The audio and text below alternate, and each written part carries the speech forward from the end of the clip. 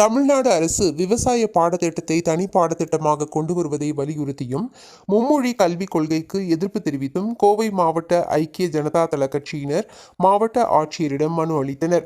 தமிழ்நாட்டில் 1ஆம் வகுப்பு முதல் 12ஆம் வகுப்பு வரை தமிழ் வழியில் பயிலக்கூடிய மாணவ மாணவியருக்கு பல்வேறு பாடத்திட்டங்கள் செயல்படுத்தப்பட்டாலும் விவசாயம் சம்பந்தப்பட்ட பாடத்திட்டங்கள் தனித்தனியாக ஒரு பாடத்திட்டமாக இல்லை.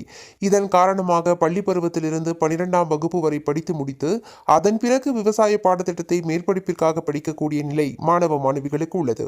எனவே தமிழ்நாடு அரசு விவசாய பாடத்திட்டத்தை தனி பாடத்திட்டமாக மாணவர்களுக்கு பயிற்றுவிக்க உரிய நடவடிக்கைக்கு ஆவண செய்ய வேண்டுமாய் கோவை மாவட்ட ஐக்கிய ஜனதா தள கட்சியின் மாவட்ட தலைவர் தியாகராஜன் மாவட்ட ஆட்சியரிடம் மனு அளித்தார்.